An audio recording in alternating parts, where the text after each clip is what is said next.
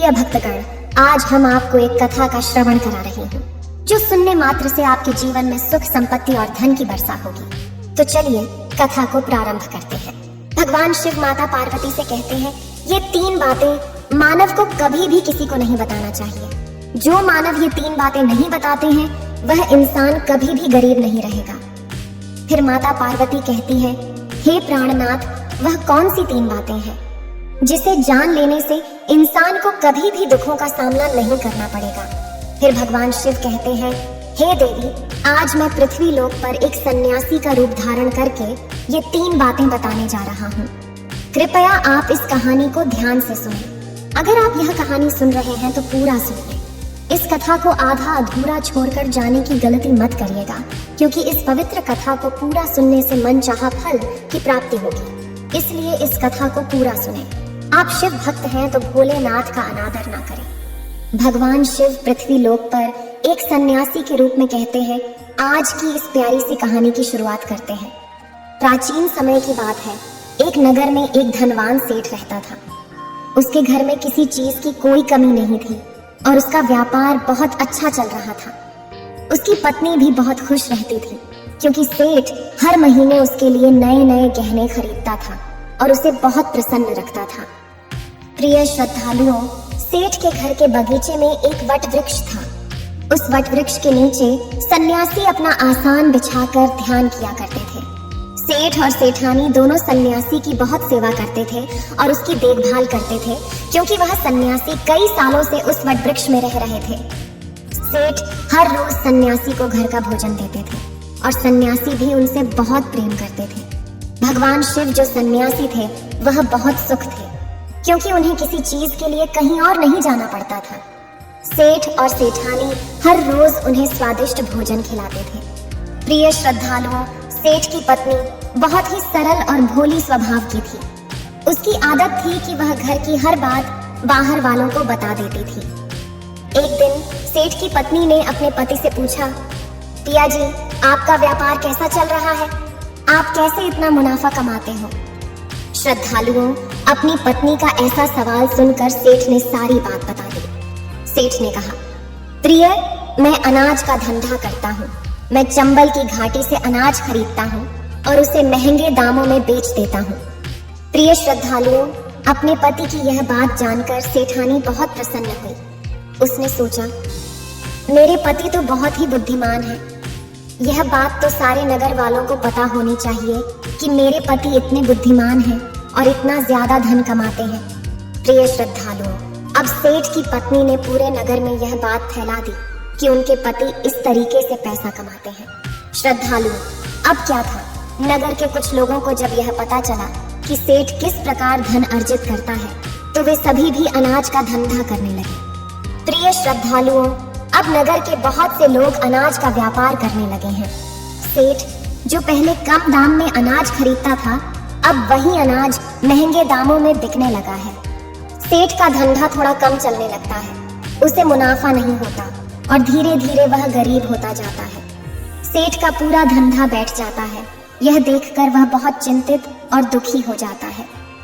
प्रिय श्रद्धालुओं, एक दिन की बात है। सेठ अपने व्यापार की परेशानी से तंग आकर बगीचे में बैठा था।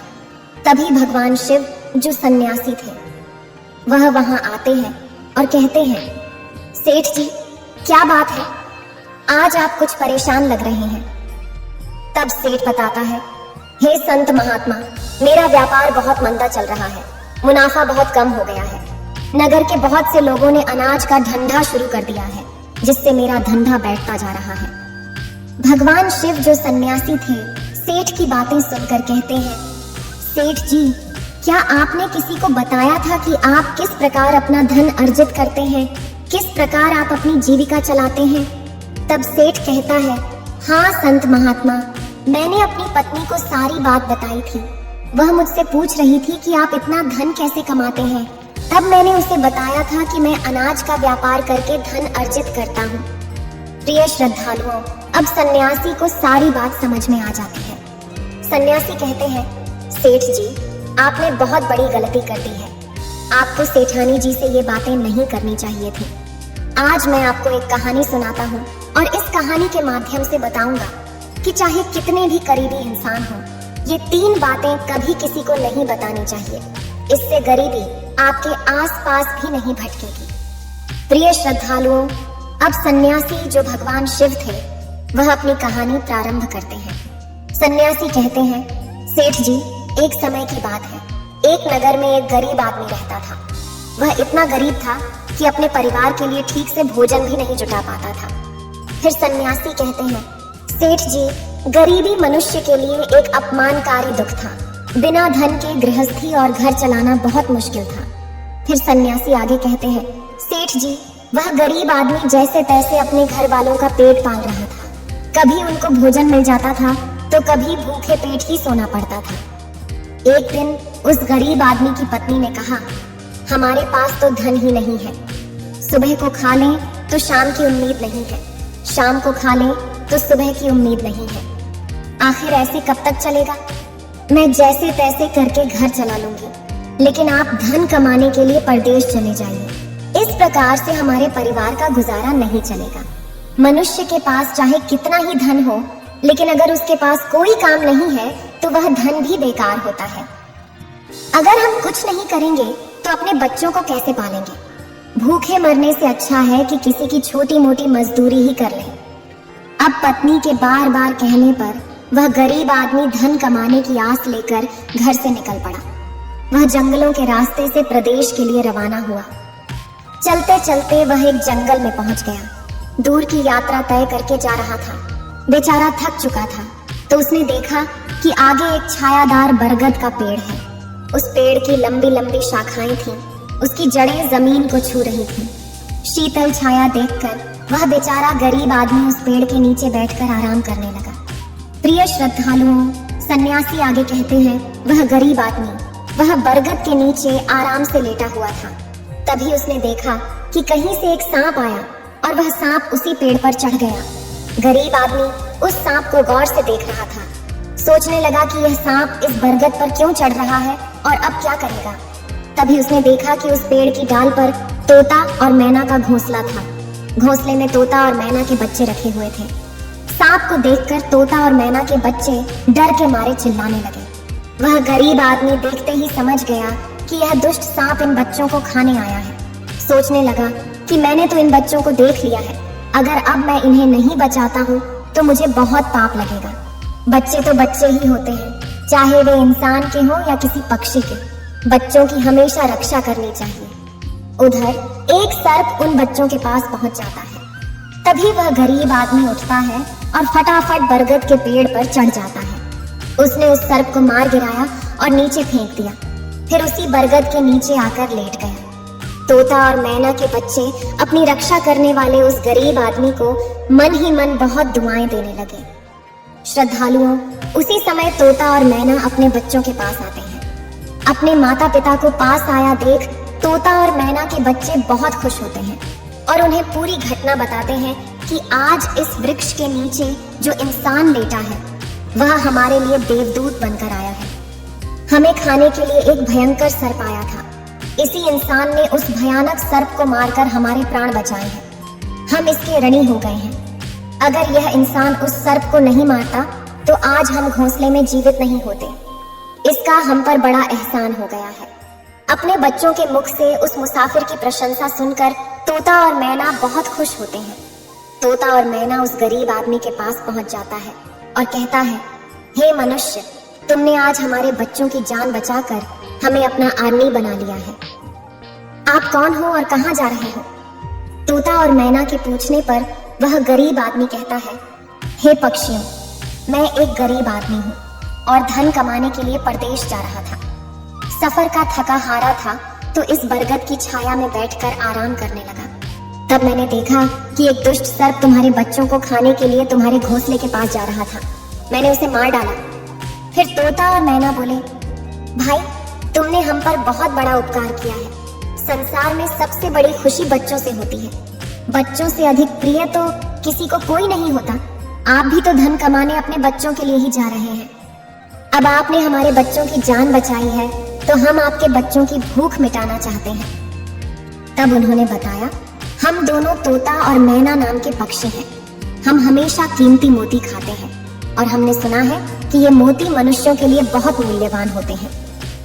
हम तुम्हें कुछ मोती देते हैं, तुम उन्हें बेचकर बाजार से कुछ खाने पीने का सामान ले आओ और आज से तुम यहीं रहकर हमारे बच्चों की देखभाल करते रहना।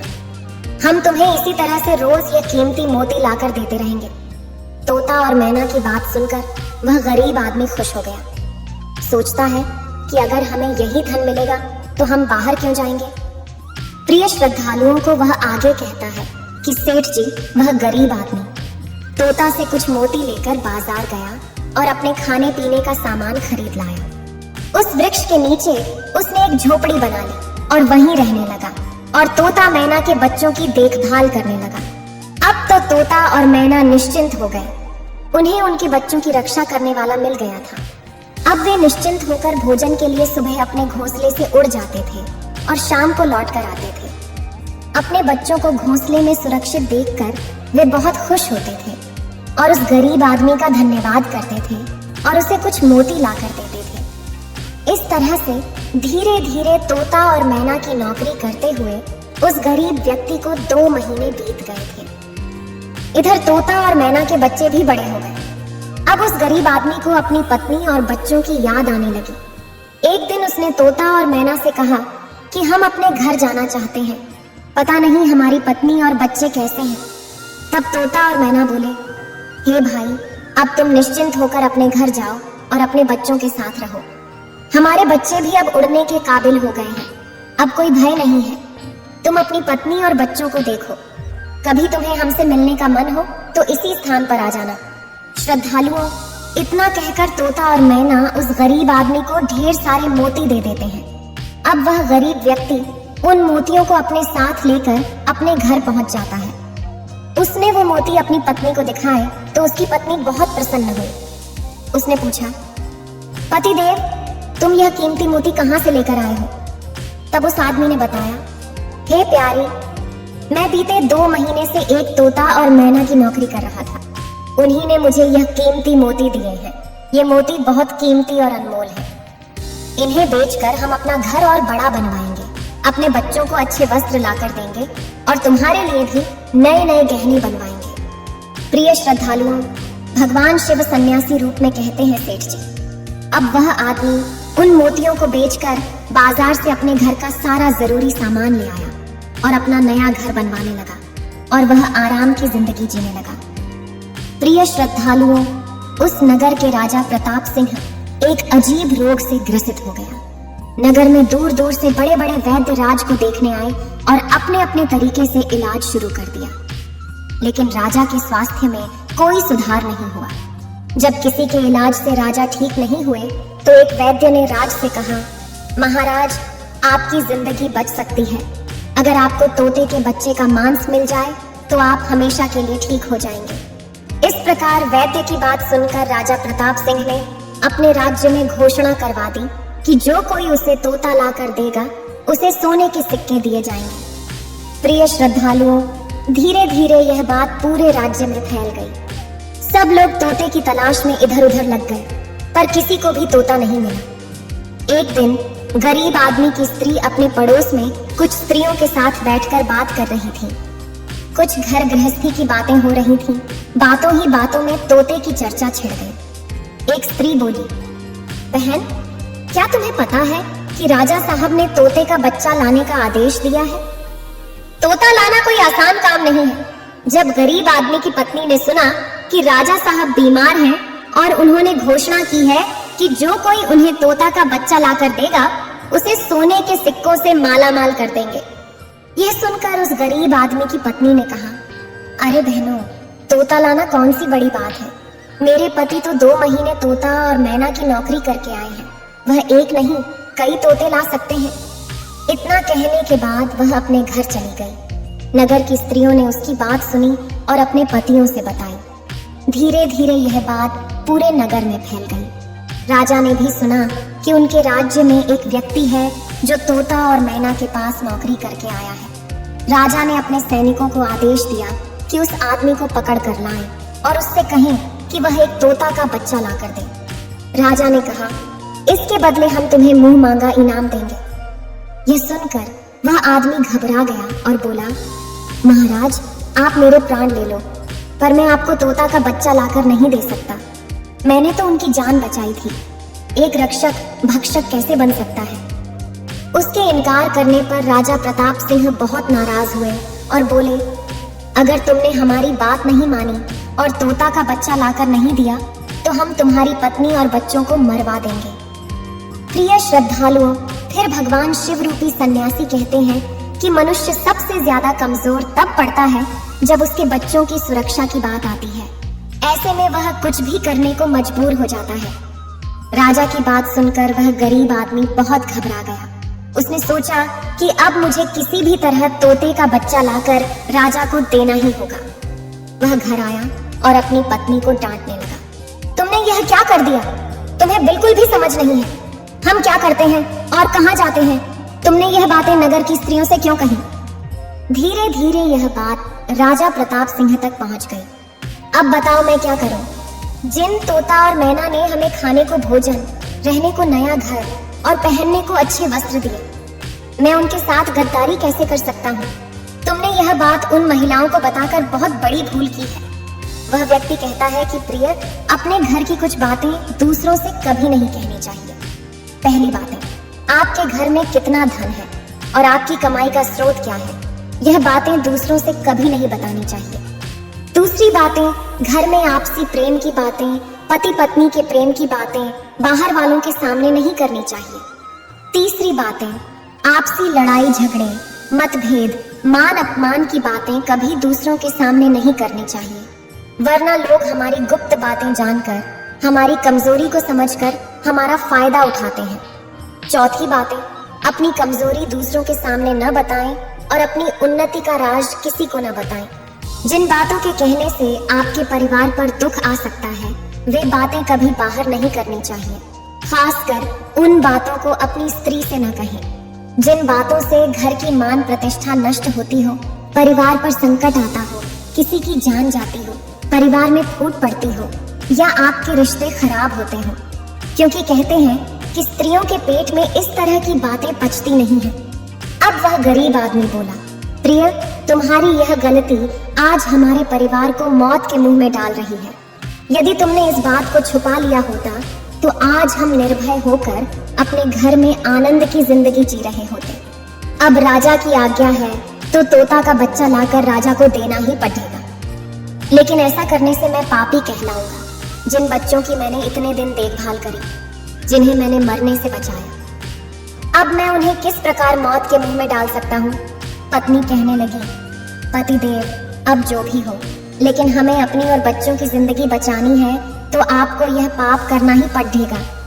प्रिय श्रद्धालुओं, अब तो बद्धा लाचार होता हुआ वह गरीब आदमी जंगल की ओर चल पड़ा, जहाँ वह तोता के बच्चों की देखभाल करता था।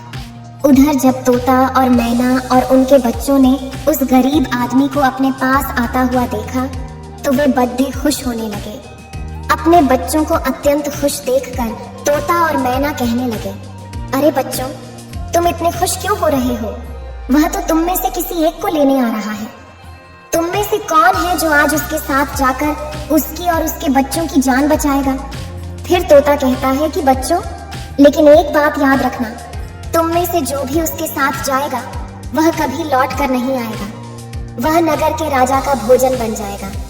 प्रिय श्रद्धालुओं, तब तोता के बच्चों ने पूछा कि आप ऐसा क्यों कह रहे हैं? तोता बताता है कि बच्चों, यहाँ का राजा बीमार पड़ गया है और वैद्य ने उसे तोता के बच्चे का मांस खाने को कहा है, इसलिए तुम में से किसी एक को वह लेने के लिए आया है। यदि तुम में से कोई उसके साथ जाने को तैयार है तो वह जा सकता है। तभी उनमें से एक बच्चा कहने लगा, हे माता पिता, उस आदमी ने ही हम सबकी जिंदगी बचाई है और आज वह आदमी बहुत बड़ी मुसीबत में है। ऐसे में हमें भी उसकी मदद करनी चाहिए, चाहे हमारी जान ही क्यों न चली जाए, लेकिन हम उसके साथ जरूर जाएंगे। उधर वह आदमी उस बरगद के वृक्ष के नीचे आता है और तोता मैना से अपना दुख बताता है। तब तोता मैना कहते हैं, हे भाई, तुम चिंता न करो, हमारे बच्चे तुम्हारे साथ जाने के लिए तैयार हैं। तुम इनमें से किसी एक को ले जाओ। श्रद्धालुओं, अब वह गरीब आदमी उनमें से एक तोता के बच्चे को लेकर लौट जाता है और राजा को ले जाकर दे देता है। राजा उस तोते के बच्चे को एक पिंजरे में बंद करता है और अपने नौकर को रखने के लिए कहता है। राजा कहता है कि हम इसे सुबह निकालेंगे और फिर इसके मांस को खा जाएंगे। प्रिय श्रद्धालुओं, अब क्या होता है कि राजा प्रताप सिंह का एक बेटा था जो पशु पक्षियों से बहुत प्रेम करता था। उसे यह नहीं पता था कि यह तोता उसके पिता के खाने के लिए लाया गया है। वह अपने मित्रों के साथ उसी जगह पर खेल रहा था जहां तोते का बच्चा पिंजरे में कैद था। राजकुमार ने जब एक सुंदर तोते को पिंजरे में बंद देखा तो वह उसके साथ खेलने लगा। तभी राजकुमार का एक मित्र कहता है, मित्र, तुम इस पक्षी को बाहर निकालो। यह कितना सुंदर तोता है। पिंजरे में इसका रहना बिल्कुल सही नहीं है। हम इसे आजाद कर देते हैं। अपने मित्र की बातें सुनने के बाद राजकुमार ने उस तोते के बच्चे को पिंजरे से बाहर निकाल देता है। जैसे ही वह पिंजरा खोलता है, तोता का बच्चा आकाश में उड़ जाता है। धीरे धीरे यह बात राजा तक पहुंची कि आपके राजकुमार ने उस तोते को छोड़ दिया है। अब आपके प्राण बचाना बड़ा ही मुश्किल है। यह सुनकर राजा को बहुत गुस्सा आया। उन्होंने तुरंत राजकुमार को बुलाया और गुस्से में कहा, अरे नादान पुत्र, तूने उस तोते के बच्चे को क्यों छोड़ दिया? राजकुमार बहुत घबरा गया और बोला, पिताजी, मुझे क्या पता था कि वह उड़ जाएगा। मैं तो उसके साथ खेलना चाहता था। अपने पुत्र की बात सुनकर राजा को और भी गुस्सा आया। उन्होंने उसे नगर से निकालने का आदेश दे दिया। प्रिय श्रद्धालुओं, अब राजा के सैनिक राजकुमार को नगर की सीमा से बाहर छोड़ देते हैं। उधर वह तोते का बच्चा उड़कर अपने माता पिता के पास पहुंचता है और उन्हें सारी बात बताता है कि राजा के बेटे ने उसे आजाद कर दिया है। तोता और मैना ने जब अपने बच्चे को देखा तो कहा, पुत्र, राजा के बेटे ने तुम्हें तो आजाद कर दिया, लेकिन वह खुद संकट में फंस गया है। उसके दुष्ट पिता ने उसे नगर से बाहर निकाल दिया है। अब उसकी जिंदगी की जिम्मेदारी तुम्हारे ऊपर है। तुम जाओ और उसकी मदद करो। प्रिय श्रद्धालुओं, तोता राजकुमार की मदद करने के लिए उसके पास पहुंच जाता है। राजकुमार उसे देखते ही पहचान लेता है। यह तो वही पक्षी है जिसे मैंने पिंजरे से आजाद किया था। राजकुमार कहता है, तुम्हारी वजह से मुझे मेरे पिता ने नगर से निकाल दिया है। अब तुम ही बताओ, मैं क्या करूं? कहां जाऊं? तोता कहता है, मित्र, तुम चिंता मत करो। तुमने मेरी जान बचाई थी, इसलिए मैं तुम्हारी मदद करने आया हूं। दुख सुख में अब मैं तुम्हारे साथ ही रहूंगा। श्रद्धालुओं, अब राजकुमार खुश हो जाता है क्योंकि उसे कम से कम एक साथी तो मिल ही गया था। अब तोता और राजकुमार दोनों एक दूसरे नगर में घूमने लगते हैं। चलते चलते वे दोनों एक सुंदर बगीचे में पहुंच जाते हैं। उसी बगीचे में वहां के राजा की पुत्री भी अपनी सहेलियों के साथ घूमने आया करती थी। उस राज्य के राजा की कन्या का नाम रूपमती था। राजकुमारी रूपमती बहुत ही सुंदर थी और उसकी खूबसूरती की चर्चा पूरे नगर में होती थी। राजकुमार और तोता उस बगीचे में बैठे हुए थे। तभी वहां राजा की कन्या रूपमती अपनी सहेलियों के साथ बगीचे में घूमने आती है। राजकुमारी को देखकर राजकुमार वृक्ष के पीछे छुप जाता है और तोता राजकुमारी के सामने पहुंच जाता है।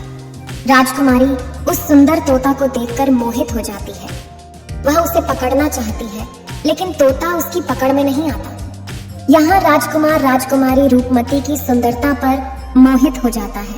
प्रिय श्रद्धालुओं, कुछ समय बगीचे में टहलने के बाद राजकुमारी अपने महल में लौट जाती है। राजकुमार पूरी तरह से राजकुमारी पर मोहित हो गया था। अब तो उसे एक पल भी अच्छा नहीं लग रहा था। तब तोता ने कहा, मित्र, तुम चिंता मत करो। तुम जिसे चाहने लगे हो, मैं तुम्हें उससे मिलवा दूंगा। राजकुमार बोला, मित्र, तुम मुझे किसी भी तरह उस राजकुमारी से मिला दो। मैं उसके बिना अब रह नहीं पाऊंगा। तोता बोला, मित्र, तुम मुझ पर भरोसा रखो। मैं पता लगाकर आता हूँ कि राजकुमारी कहाँ रहती है और तुम उससे कैसे मिल सकते हो। प्रिय श्रद्धालुओं, अब तोता राजकुमारी रूपमती के पास जाता है। राजकुमारी के महल में चारों तरफ सैनिक तैनात थे, लेकिन तोता उड़ता हुआ ऊपर से जाता है और जाकर राजकुमारी के कक्ष के बाहर बैठ जाता है। तोता वहां से सब नजारा देखता है और सारी बात आकर राजकुमार को बताता है कि महल में जाकर राजकुमारी से मिलना बहुत मुश्किल है।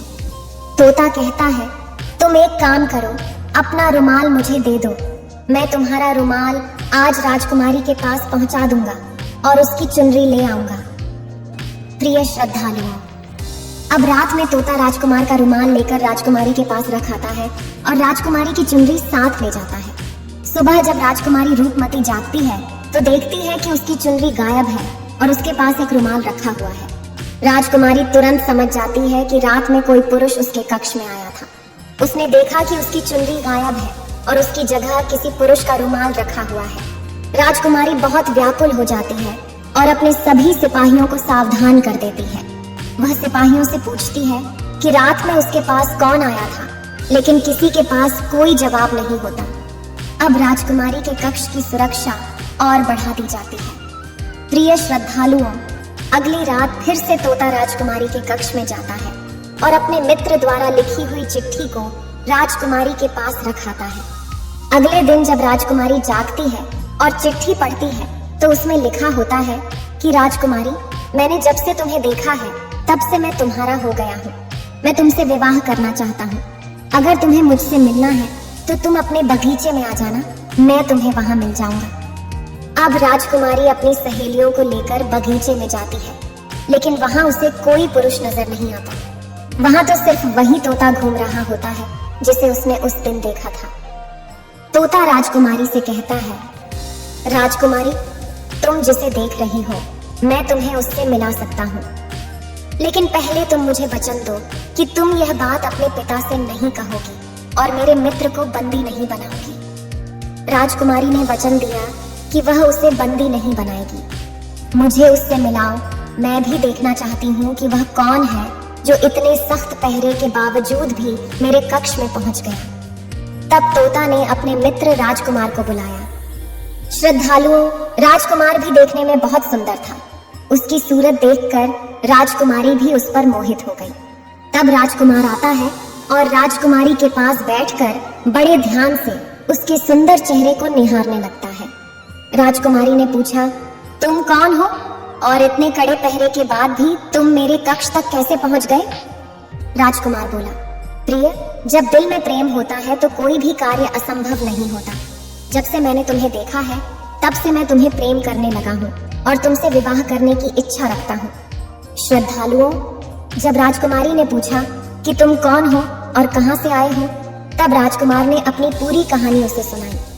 राजकुमार की कहानी सुनने के बाद राजकुमारी के मन में उसके लिए सहानुभूति हो गई। अब तो रोजाना राजकुमारी रूपमती उस राजकुमार से मिलने उस बगीचे में आया करती थी।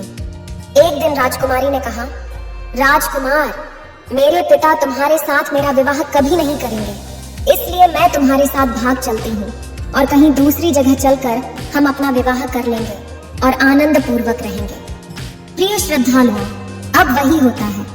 राजकुमारी उस राजकुमार के साथ घोड़े पर सवार होकर भाग जाती है और काफी दूर जाने के बाद वे एक झोपड़ी बनाते हैं और विवाह करके दोनों साथ रहने लगते हैं। दोनों को रहते रहते बहुत समय बीत जाता है और वह तोता भी उन्हीं के साथ रहता है। प्रिय श्रद्धालुओं, भगवान शिव सन्यासी रूपी में कहते हैं, सेठ जी, उसी राजकुमार की झोपड़ी में किसी तरह से आग लग जाती है और उसी आग को बुझाने के चक्कर में उस तोते का एक पंख जल जाता है। तब तोता ने कहा, देखो मित्र, अब आप अपने घर चले जाइए। अब आपके पिता का गुस्सा भी शांत हो चुका होगा। अब आपके पिता आपसे कुछ नहीं कहेंगे। जब वह आपको अपनी बहू के साथ देखेंगे तो वह आपको माफ कर देंगे। मेरा तो एक पंख जल गया है, मैं अब उड़ नहीं सकता, इसलिए मैं कुछ दिन तक यहीं रहकर अपने पंख होने का इंतजार करता हूँ।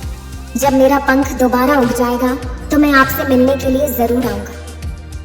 प्रिय श्रद्धालुओं, इस प्रकार से वह दोनों, राजकुमार और उसकी पत्नी, अपने नगर के लिए चल देते हैं। चलते चलते रास्ते में एक नदी पड़ती है। उस नदी पर एक नाविक नाव चलाता था। राजकुमार अपनी पत्नी को लेकर नाव में बैठ जाता है। जैसे ही नाव नदी के बीच में पहुंचती है तो राजकुमार देखता है कि एक चूहा बार बार नाव पर चढ़कर आता है, लेकिन वह नाविक उसे हटाकर नदी में गिरा देता है। कई बार उस चूहे को नाविक ने हटा देता था। तब राजकुमार कहने लगा, अरे यह बेचारा इस प्रकार से तो जल में डूबकर मर जाएगा। इसे अपने प्राणों की रक्षा करने के लिए इस नाव पर चढ़ रहा है, इसे चढ़ जाने दो।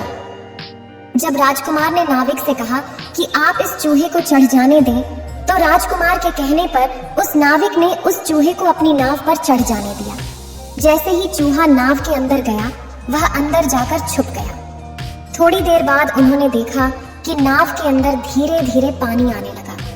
प्रिय श्रद्धालुओं, उसी चूहे ने नाव को काट कर उसमें छेद कर दिया था, जिससे नाव में पानी भरने लगा। जब नाव में पानी बढ़ने लगा तो नाव पानी में डूबने लगी। धीरे धीरे जब नाव पूरी तरह डूब गई तो उसी समय राजकुमारी और राजकुमार पानी में बहने लगे। पानी के बहाव से राजकुमार बहुत दूर पहुंच गया और राजकुमारी रूपमती भी उसी पानी में बहती हुई राजा के बगीचे में जा पहुंची। बगीचे में रहने वाला माली जब राजकुमारी को बेहोश अवस्था में नदी के किनारे पड़ा देखता है तो वह जाकर राजा को यह खबर देता है। राजा जब सुंदर लड़की को देखता है तो वह उस पर मोहित हो जाता है और सुंदर राजकुमारी को देखकर उसे अपने महल में ले आता है और राज्य वैद्य से उसका इलाज करवाता है। श्रद्धालुओं, कुछ दिन बीतने के बाद जब राजकुमारी ठीक हो जाती है तो एक दिन वह देखती है कि राजा उसके करीब खड़ा है। राजा ने पहले ही राजकुमारी रूपमती के चेहरे को निहार रखा था। अब वह राजकुमारी से विवाह करना चाहता था। राजा कहने लगा, हे राजकुमारी, तुम्हारा भी इस दुनिया में कोई नहीं है। अब तुम हमारी पत्नी बन जाओ, तुम हमारी रानी बन जाओ और हमारे महलों में बड़े आराम के साथ रहो। प्रिय श्रद्धालुओं, राजकुमारी रूपमती बहुत ही बुद्धिमान थी। उसने अपने मन में विचार किया कि यदि वह इस समय राजा को विवाह करने से मना करती है तो राजा उसके साथ जबरदस्ती करेगा। इसलिए उसने राजा से कुछ दिनों के लिए समय मांग लिया। रूपमती बोली, राजा साहब, थोड़े दिन ठहर जाओ, उसके बाद मैं तुमसे विवाह कर लूंगी। अब राजकुमारी उसी राजा के महल में रहने लगी और गरीब असहाय लोगों को भोजन करवाने लगी। श्रद्धालुओं, उधर अब क्या होता है, उसका जो पति था राजकुमार जो पानी में बह गया था, वह बेचारा मुसीबत का मारा हुआ इधर उधर घूमता हुआ उसी जगह पर भोजन की तलाश में पहुंच जाता है। जहां राजकुमारी गरीबों को भोजन कराती थी, वहीं राजकुमार भी पहुंच गया। राजकुमारी ने उसे देखते ही पहचान लिया और उसकी आंखों में आंसू आ गए। राजकुमारी ने राजकुमार को एकांत में बुलाया और सारी बात बताई। उसने कहा, हे स्वामी, आप यहाँ आराम से रहिए और इसी राजा की नौकरी कीजिए। जब हमें मौका मिलेगा तब हम यहाँ से भाग चलेंगे। श्रद्धालुओं, राजकुमार उसकी बात से सहमत हो गया और राजा का नौकर बनकर महल में रहने लगा। वह राजकुमारी रूपमती की सहायता करने लगा और गरीबों को भोजन परोसने लगा। लेकिन राजा को यह नहीं पता था कि राजकुमार उसका पति है। राजा तो उसे अपना नौकर समझता था। प्रिय श्रद्धालुओं, इस प्रकार राजकुमारी रूपमती राजकुमार के साथ पक्षियों को दाना चुगाती थी। एक दिन वही तोता राजकुमारी के यहाँ दाना चुगने आया। अब उसके नए पंख निकल आए थे। जब उसने दाना चुगने आया तो राजकुमार और राजकुमारी को पहचान लिया। राजकुमारी रूपमती ने तोता को देखा तो उसकी आंखों में आंसू छलक आए। उन्होंने तोता को पूरी कहानी सुनाई कि वे इस प्रकार से यहाँ फंस चुके हैं और राजा को भी नहीं पता कि वे पति पत्नी हैं। तब तोता कहने लगा, हे राजकुमार, आप चिंता मत करो। आज रात राजा के सभी सैनिक सो जाएंगे, तब हम तुम्हें यहाँ से निकालकर तुम्हारे पिता के घर पहुँचा देंगे। प्रिय श्रद्धालुओं, वही हुआ जो होना था। जब रात होती है तो राजा के सभी सिपाही गहरी नींद में सो जाते हैं। जब सभी सैनिक सो गए तो उसी समय राजकुमारी और राजकुमार महल से निकल पड़े। रात के अंधेरे में वे राजकुमार अपने पिता प्रताप सिंह के राज्य में पहुंच गया। राजकुमार अपनी पत्नी को साथ लेकर अपने पिता के पास पहुंचा। उन्हें देखकर राजकुमार का पिता बहुत प्रसन्न हुआ। उसे अपनी करनी पर पश्चाताप हुआ कि उसने अपने पुत्र को नगर से निकालकर बहुत बुरा किया। वह बार बार अपने पुत्र से क्षमा मांगता है। तब राजकुमार ने बताया, हे पिताजी, मेरी रक्षा उसी तोते ने की जिसे आप मारकर खाना चाहते थे। उसी ने मेरे प्राण बचाए हैं और मुझे शत्रुओं से छुटकारा दिलाया है।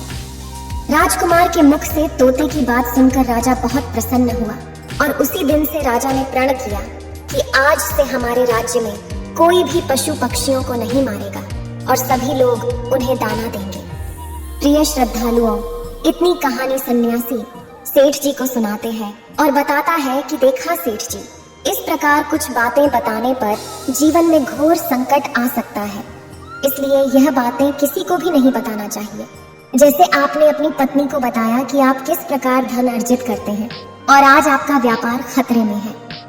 प्रिय श्रद्धालुओं, सेठ जी को अपनी गलती का एहसास होता है और वह अपनी पत्नी को समझाते हैं कि तुम इन बातों को किसी को मत बताया करो। फिर भगवान शिव कहते हैं, हे देवी, हमारी आज की यह कहानी यहीं समाप्त होती है।